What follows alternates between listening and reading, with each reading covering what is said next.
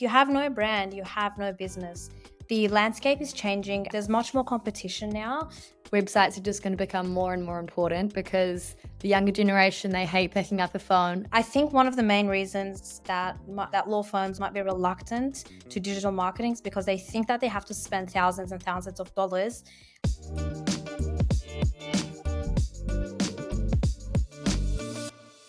Today's episode is sponsored by VXT, the phone system built for law firms. VXT integrates with practice management systems so that when lawyers make calls, their billable time and legal advice can be saved in the right place automatically. 20% of billable time goes unrecorded. A lot of that is phone calls that get forgotten about. Get some of those billables back using VXT. Go to vxt.co.nz or click the link in the description to find out more. Ava, welcome to the podcast. Before we dive into everything law firm marketing, I'd love to get a little bit of a background to your career journey, what you do now, and how you got there. Oh, well, hi, Sophie. Thank you so much for having me today. Yes, I actually started my career in marketing, so in technology marketing, mostly North American companies. And then I decided to study a law degree. So I went back to uni and started to study a Master of Law degree. I really enjoyed both. So if I were to choose between do I want to do law or do I want to do marketing, I really couldn't choose. And that's how I came about Legal Galaxy Marketing. So I decided to combine the two and create a business which serves legal marketing as its specialization and helps law firms kind of grow their business. And I think it's quite a specialized area too. So I thought it would be a really nice niche for me. Yeah, for sure. And you're actually also a lecturer for marketing, so you're the expert in the field. Yeah, that as well. So another thing I really enjoy doing is teaching. So I decided to teach. I teach at UNSW and Macquarie business schools as well. So a range of kind of topics, marketing, management, and global business as well. Amazing. And how long have you been doing Legal Galaxy marketing before? What kind of made you start that business and launch that idea? Yeah, so it's been about 8 months so far. So still quite new. I think again, it's always been a goal of mine to start my own business, but I wasn't quite sure where I wanted to go with that. But then I realized, yeah, so it's a really good way to combine marketing and legal together. And I think it's quite an untapped space as well. And I think especially in Australia and New Zealand, I think there's not many kind of specialized marketing agencies or firms that do this. So I think it's good. For sure. I think when you look to North America, there's so many firms that do lead generation or lead intake for firms. In New Zealand, we still rely heavily on word of mouth referrals. And that kind of leads into what I first wanted to talk about. Law firms, do you see law firms moving into the digital marketing space, or are they still heavily reliant on the word of mouth referrals in Australia and New Zealand? Yeah, I think there's quite a few that have started to lean more towards that digital space. And I think it is because the landscape is changing. There's much more competition now, and there's a lot of kind of bigger firms or bigger consulting firms that are servicing not just in the legal sector but other sectors. So it's not just a matter of competing with law firms now; it's also a matter of competing with those other larger consulting firms. So I think quite a few. I've seen quite a few law firms jump on that wagon. However, there's still quite a lot of inertia towards using digital marketing or using digital lead generation techniques. I think. And I think the reason for that might be number one, inertia to change. Okay. So trying different things is just a bit scary to step out of your comfort zone. And kind of word of mouth has been the norm and what's been happening in the professional services industry for so long, which is great. I still think word of mouth is really relevant. But I think a combination of both is probably the best way to go. And I think it's something that seems a bit scary. If you are a small firm, you might not have someone in a marketing role. And Yeah. even if you have someone in a marketing role, they might not be experienced with digital marketing. They might have a different marketing background. So there's lots to learn in that space, but lots of opportunity there. Yeah, definitely lots of opportunity there.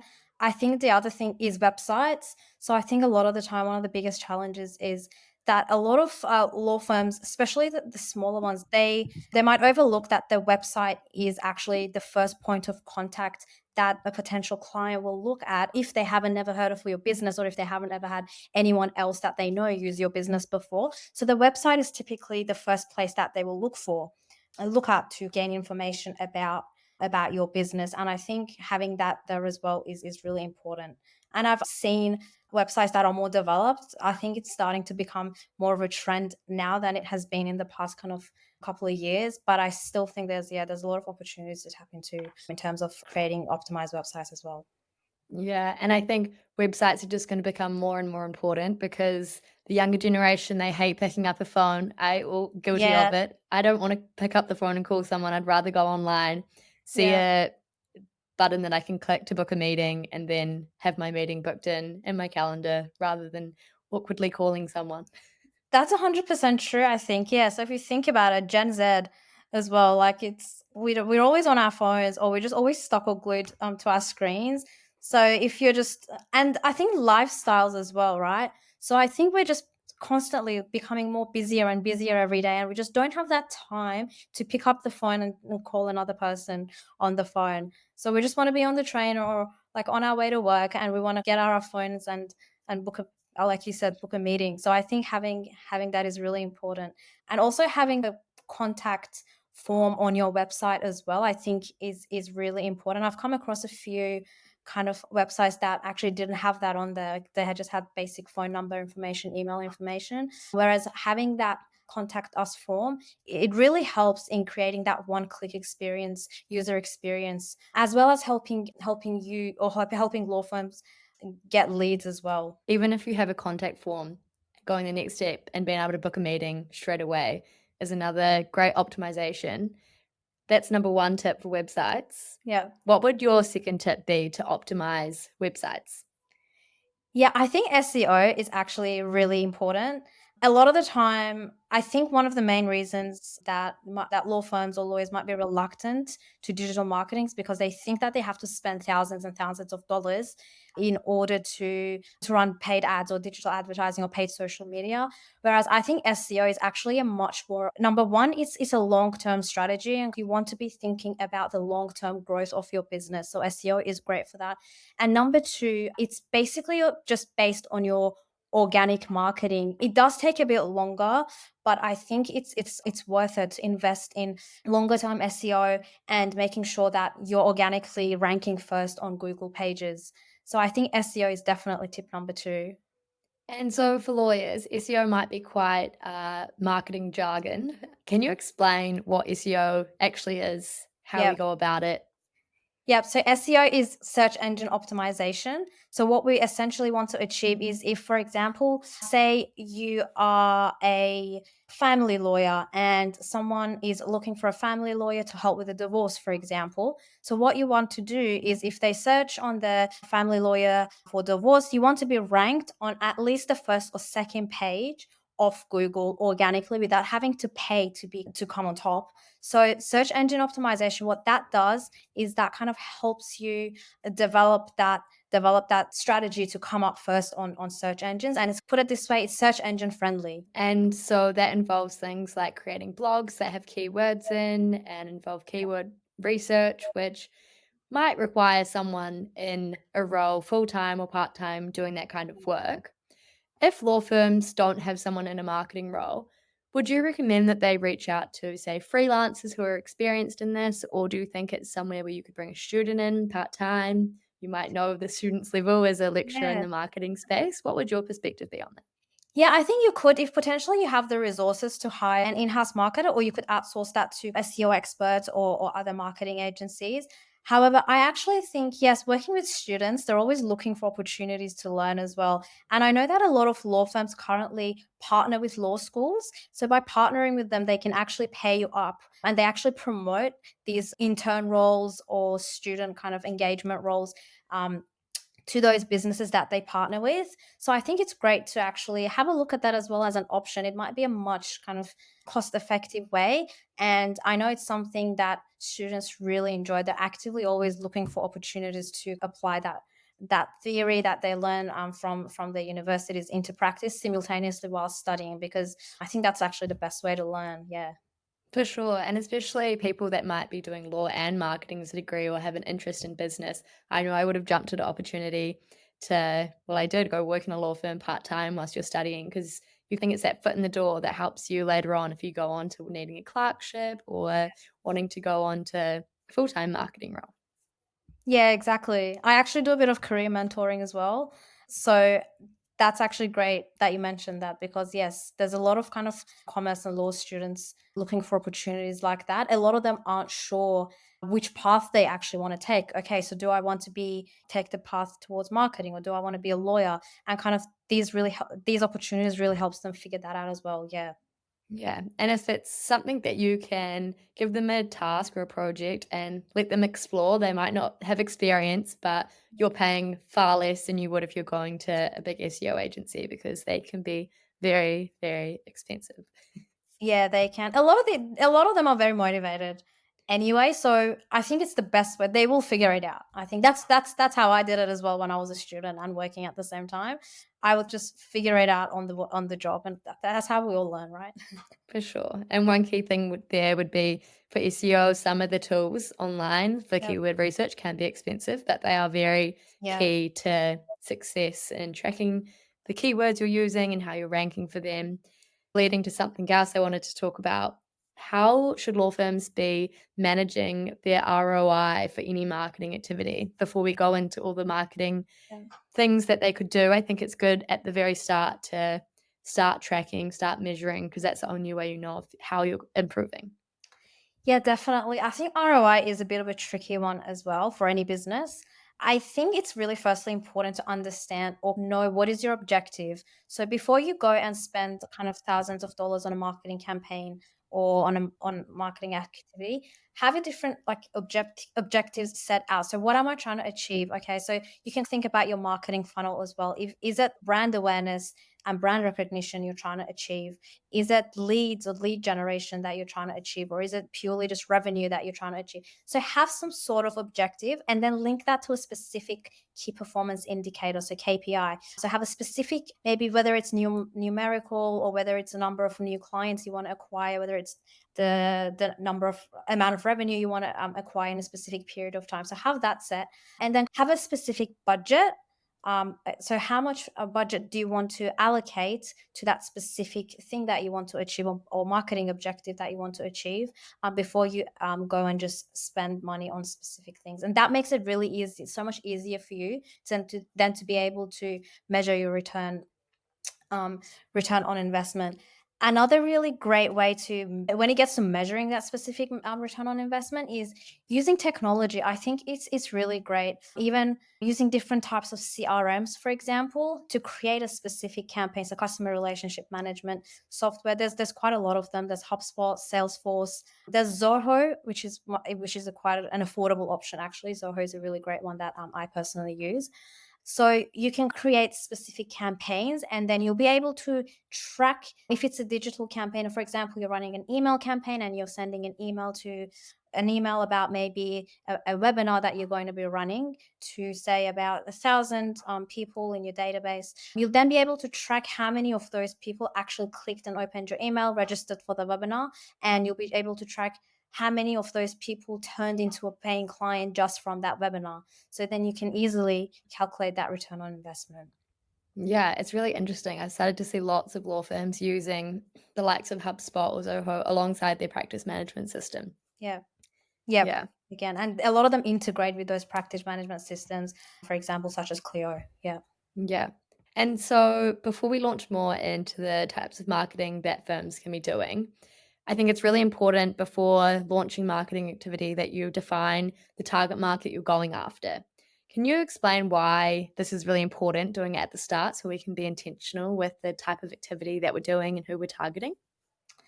Yeah, so I think, especially since kind of the use of social media and digitals and telephones and mobile phones, sorry, I think you can't really implement a one shoe fits all strategy. It is because people want different things, right? So yes, whilst mass marketing might work in some industries, I think it's important to understand your specific target audience and be able to align the messaging that based on their specific needs or their specific pain points. Because, for example, if you're a commercial lawyer, the way you would target or segment your audience would be different to if you're a family lawyer. So if you're a commercial lawyer, for example, you want to be focusing on different industries, and you're a business to business services business, right? So you're marketing to businesses rather than consumers. So then your target audience would be hugely different. So you probably maybe want to segment by industry, and even the channels that you would reach those kind of target audiences would be different, because a lot of businesses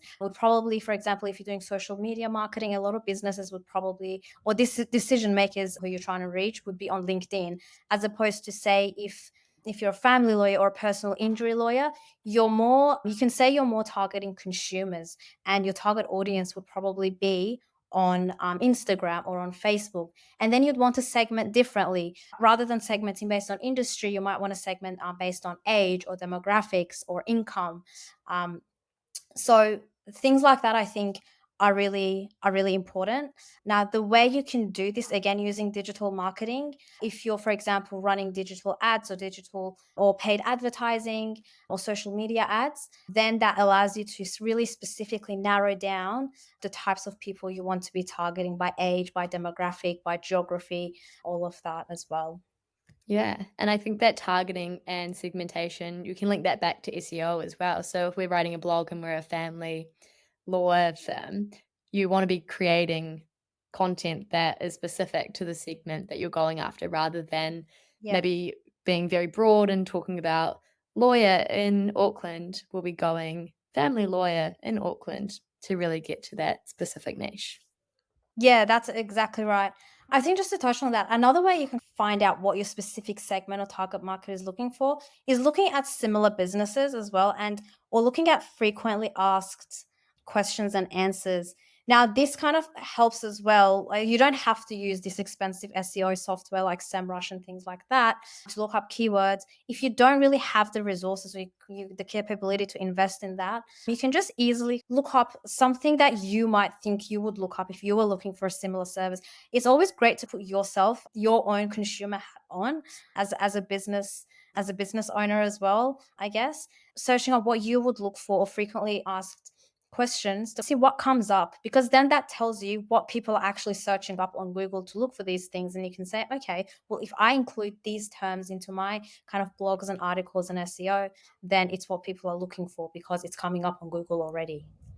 Yeah, something I saw that was really cool with law firms using SEO. This was outside of a law firm context, but someone made a glossary on their websites. So whenever someone searches, what does this mean? And you can do everything related to the legal issues someone might have, and they'll have all the answers there, and it helps your traffic a lot. That is actually, yeah, that's really cool. It's a great idea. Yeah. And since we've gone back to the SEO topic and finding keywords, putting a lot of content out there will help, because it not all of it will land, some of it will land, and it takes a lot of time to see what is working, what isn't. And it's really important to have quality content that makes you look like an expert and that it's actually really valuable for the recipient. Yeah. What do you think about using AI to help generate content in this space? Yeah, I think AI is probably one of the most controversial topics in any industry. I think AI is, and I know there's quite a few kind of specifically for law firms AI tools out there now. I think AI is a great tool to help you generate ideas in terms of structuring how you might, if you're writing a blog, for example, in terms of structuring your blog or kind of key points that you want to use. But I don't think that we should use AI or things like even chat GPT to completely write the content and then just copy paste that, because I don't think AI has the capability to actually make sure that what you're writing is SEO friendly. Yes, it's great to get some sort of idea. If you have no idea where to start, it's a great way to structure a response and give you some ideas on where to start. But then I think you should take that idea, do your keyword research, for example, whether it's using those platforms like SEMrush, or whether it's doing the other option, which is looking at Q&As and things like that, or searching up yourself, and then refining what AI gives you. So I think it's the matter of how much do you want to feed it, in terms of having that balance in using it to help gain ideas and make your job easier, whereas not relying on it completely, because AI just goes off what it knows. So it gathers everything it already has, it's available on the web, and it just sticks it together. And that can actually, I think for law firms as well, I think because it's such a sensitive type of content, you don't want to, if it's not accurate, then I don't think that's a great idea. So I still think we should use our own judgment as well, and not rely 100% on AI. 100% agree. I want to recommend one tool here because I've found it as, like you were saying, it's great to have something that you use alongside your own effort and work, and it's called Byword. And I found it really useful. It incorporates SEO research into it and suggests topic ideas and lays out the blog with the headings you should use, the subheadings, all to be optimized for SEO. It can write it for you, but there's lots of space for you to input and reiterate outside of that, which is a tool I love and isn't as expensive as some other SEO tools out there. And there's 5 free ones you can get. Oh, okay, that's really cool. I'm actually going to try that. Yeah. Thank you. Yeah. And so if we move to paid ads now, we've mentioned a little bit about it, but can you give a high-level summary of how paid ads work, what platforms there are at a high level? Yeah, so paid ads, for example, you can have Google AdWords, so which is just on Google Analytics. For social media ads, you can combine them into so for social media, it would mainly be Facebook and Instagram. So then you would use the Meta platform to combine the two together and run your advertisements. There's again TikTok, but I think TikTok depends on your target audience as well. It's also the age, right? So like, where is your so if you're targeting like younger people, they're probably be on TikTok or Instagram. Again, if you're targeting consumers, they would probably be on TikTok or Instagram. Whereas if you're goes back to segmenting, right, it all links together. I think LinkedIn as well, paid LinkedIn advertisements. So if you're a kind of a B2B law firm, so for example, a commercial law firm, then you would want to use the LinkedIn campaign manager to run your paid advertisements. So there's all different platforms depending on, again, what are your objectives, who are your target audiences.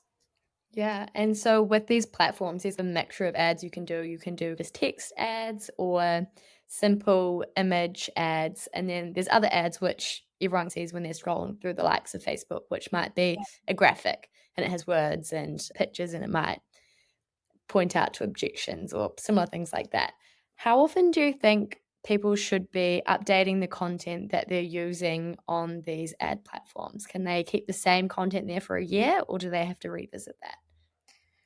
Look, I think they should revisit that at least every couple of months, I'd say. If you have the resources to revisit them every month, then that's great. But I understand that there's not everybody has that sort of time or resources or money.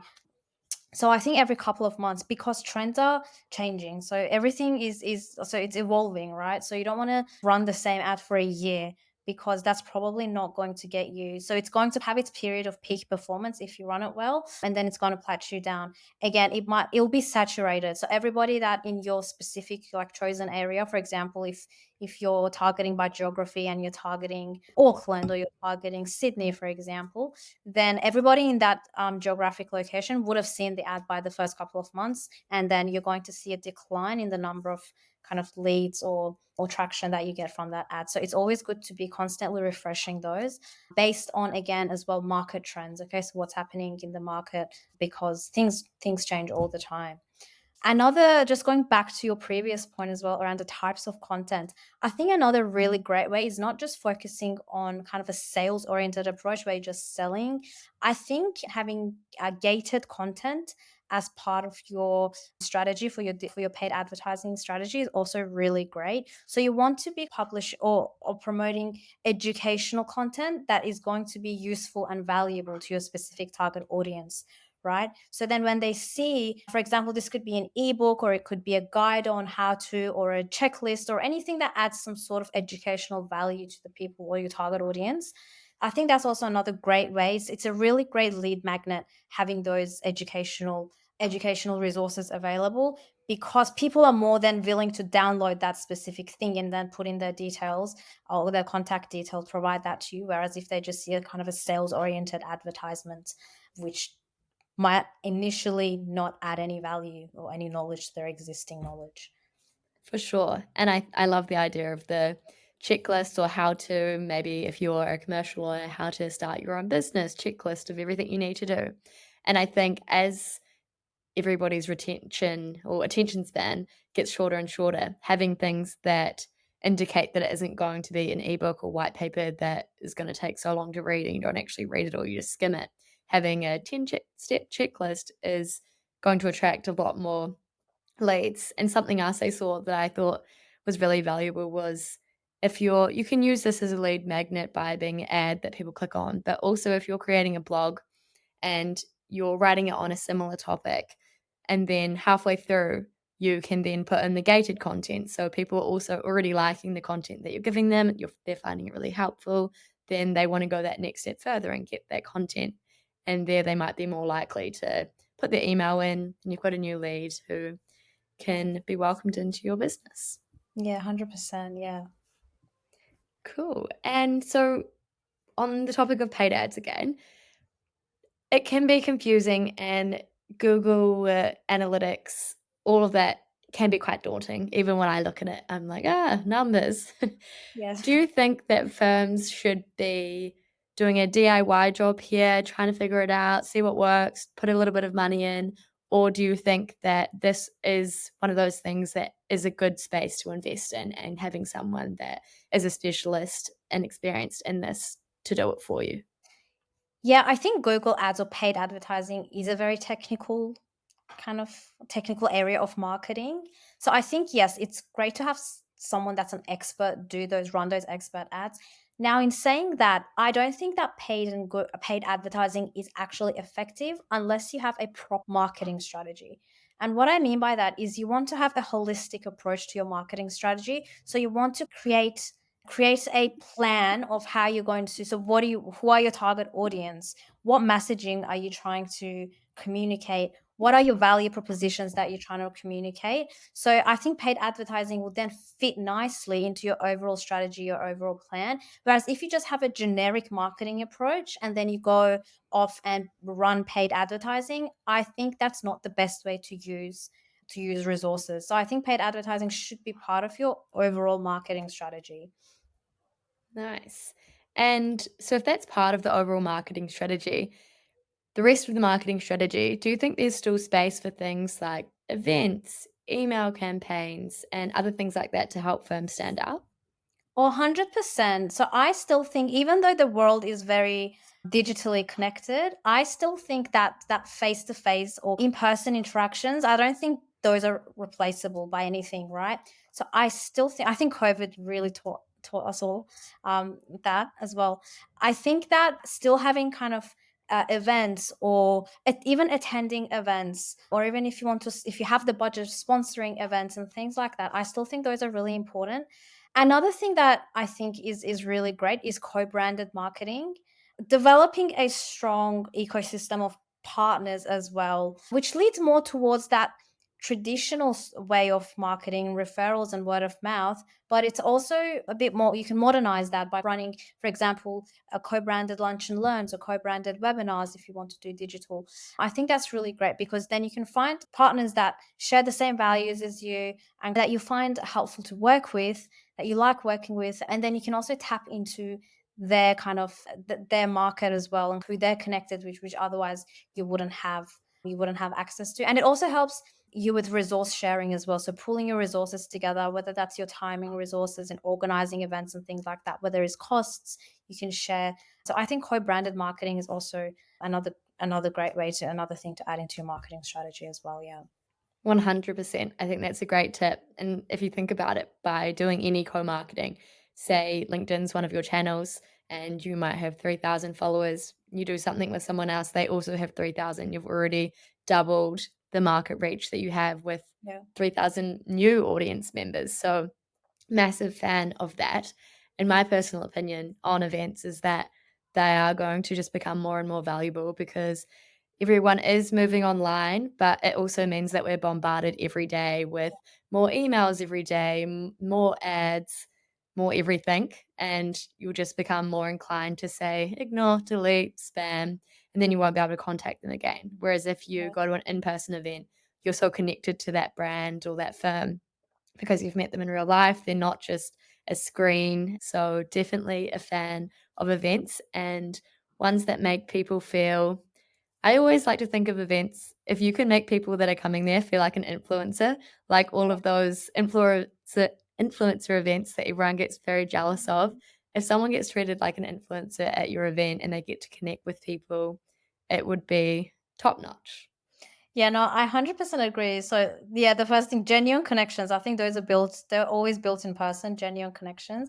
Number two, yes, the influencer comment is great. Personal favorite is the media wall. I think that's great. What's Where a you can, media wall? so a media wall where you can have your logo, your branding on the media wall. Oh, And yes, yes. yeah, Yeah. and then you can just stand in front of it and take pictures. I really think that's personally my favorite one. Yeah. And even just branded menus in front of you, it just makes Yeah, everyone feel very yeah, special. excellent. Yeah. For sure. And so, related to having strong connections, personal connections with people, personal branding of lawyers. I'm starting to see some lawyers excel at this on LinkedIn. They post all the time, and that might be sharing information about their particular area of law, which helps gather their following. What's your perspective on how lawyers should leverage their personal branding and how they can do that?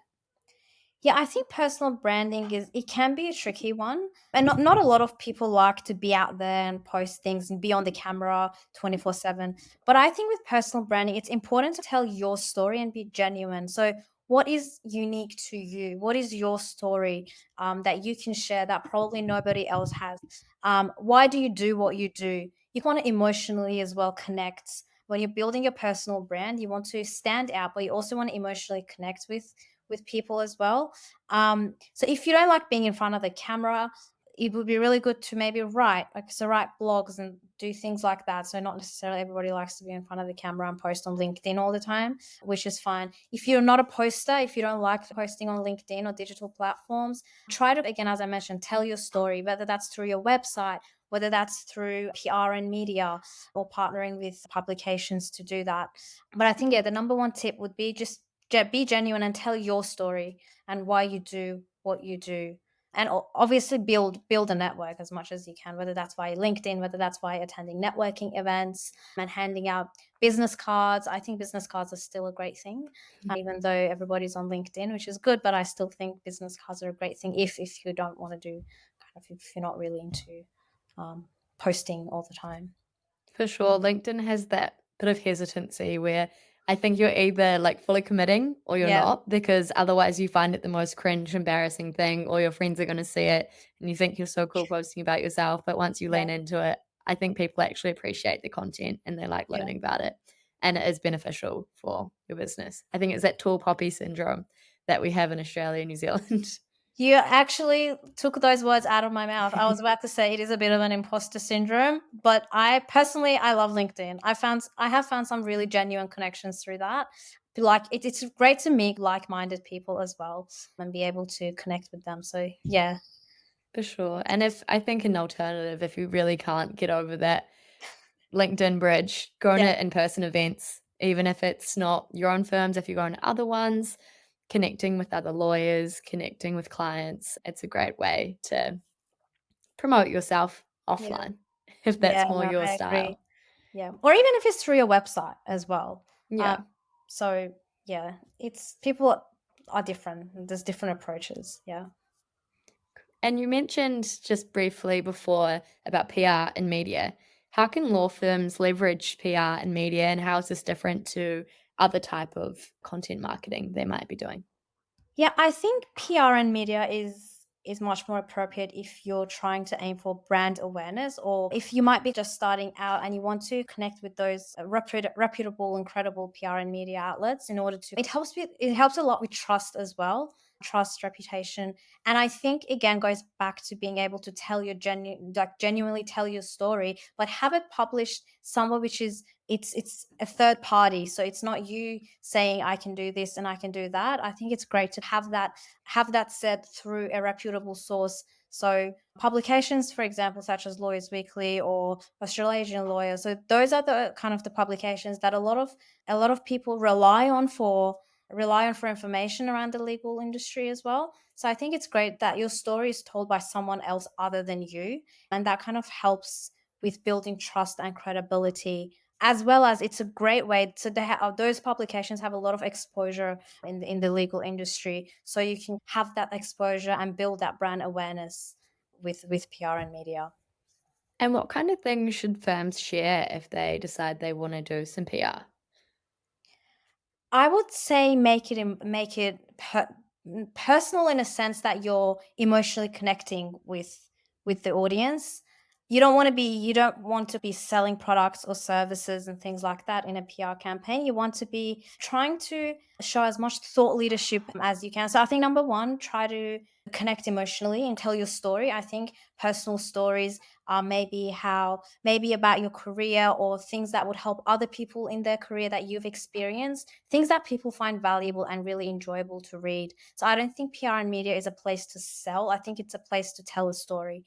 And number two, thought leadership. So what do you think are the best things that people can do? You want to teach people, you want to educate people through those media PR media campaigns, whatever industry that might be that you're specifically in. And I think inspiration is another big one.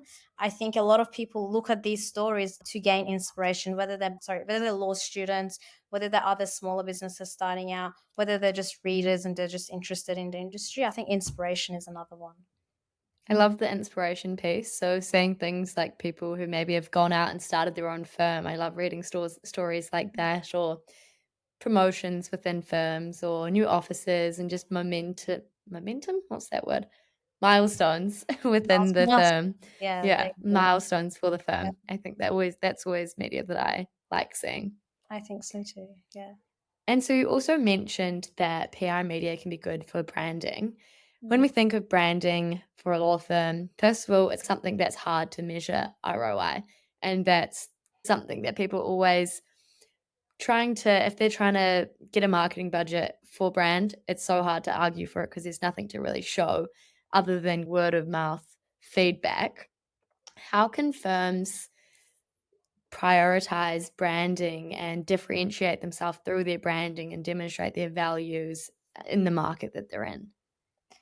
Yeah, I think branding is a bit of a tricky one, but if you actually think about it, your brand is who you are.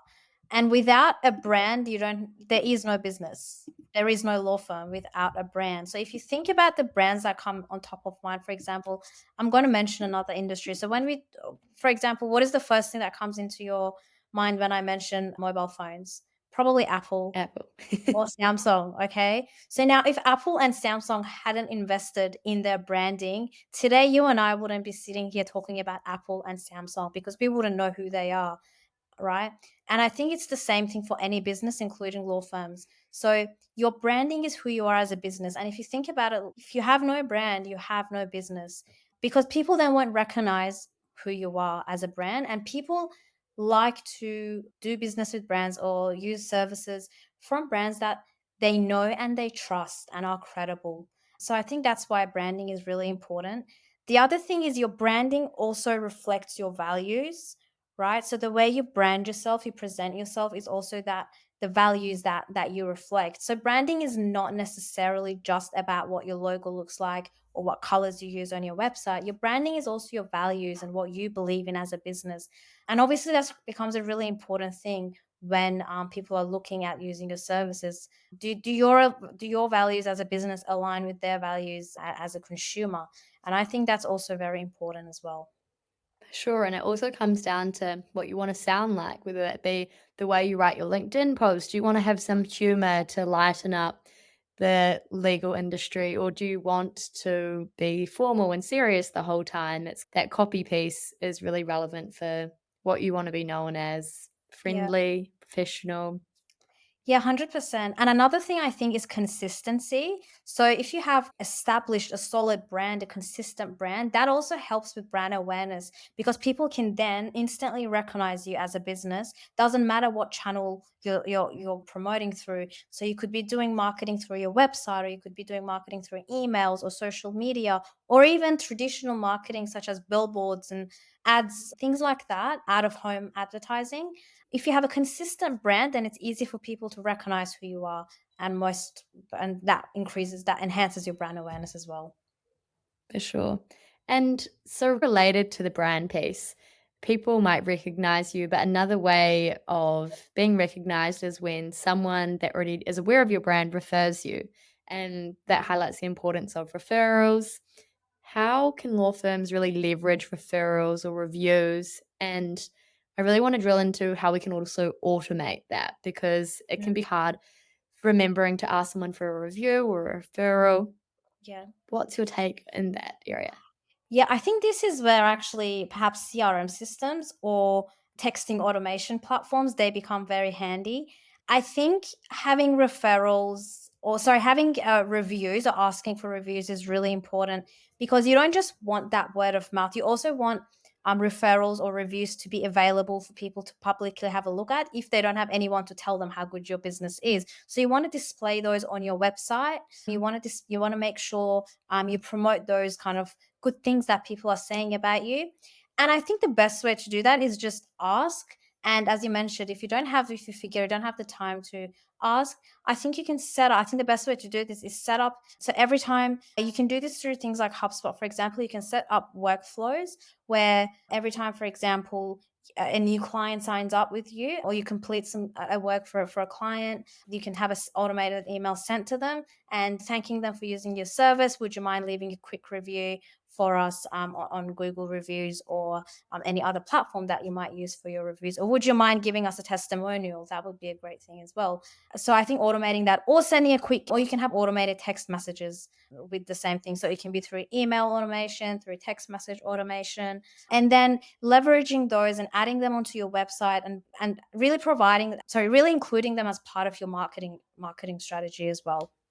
For sure, you can use those as graphics in your paid ads, or Yeah. you can do case studies. Yeah. There's a whole lot of things you can do there. And definitely on the website, social proof everywhere is definitely going to help everyone have trust in the business. So, to wrap up the episode, we've learned lots about a whole breadth of marketing ideas and important things like ROI, segmenting, and other tools you can leverage.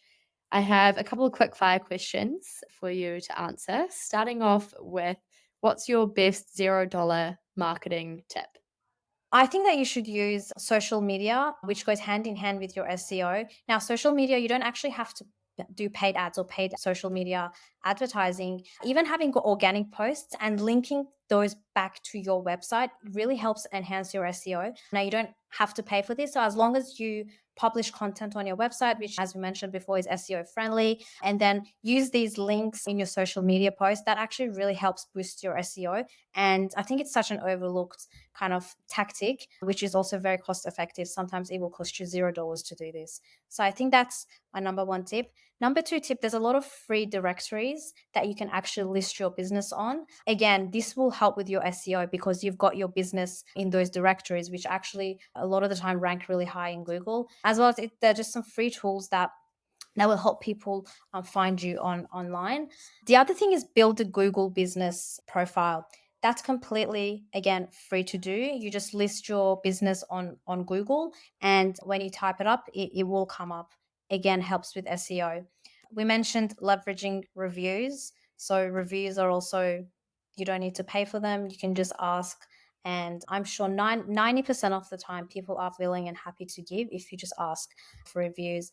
And then the other very cost effective tactic is again co-branding marketing. So that will also help you split resources or share resources, which will be time effective and cost effective. I love those top tips and all things you can start to put into action straight away. Yeah, 100%. My next question was, if you weren't doing Legal Galaxy marketing, you weren't working in marketing, lecturing marketing, what would be your dream job? Oh, would I have a dream job? Um, it's a tough question. I love what I do. I can't imagine myself doing anything else. My dream job would probably be just to keep on building and building on my business. Well, some would say my dream job would be not to work at all, but I Also a but great I don't think answer. I could do that. I think I'd get too bored. Yeah, Yeah. nice. And finally, how can Legal Galaxy marketing help law firms with any of the things we've spoken about today? Yes, most of the things we've spoken about today, Legal Galaxy can definitely help. So, whether that's helping you optimize your website for traffic and lead generation, whether that's helping you with your social media or your overall marketing strategy, whether that's helping you build your personal branding in a way that suits you. If you're just starting up a law firm and you're new to this, kind of helping you set up and helping you attract your specific target audience. If you need help with marketing segmentation or kind of who you should be targeting through which appropriate channels, again, that's another thing that we can help with as well. Amazing. And how can people get in contact with you? Yeah, so we've got our website. So we do have our contact us form on our website, which you can visit. There's also our social media pages, so Instagram, LinkedIn page as well. Or you can just reach out to me directly, whether that's via LinkedIn or my number, or send us an email as well, which is also available on the website. Amazing. And we'll link all of that in the show notes. So thank you so much, Ava, for coming and speaking with me about law firm marketing. I've loved the conversation as a fellow marketer. So thank you very much. Thank you, Sophie. It was such a pleasure to speak with you today, and thanks for having me again.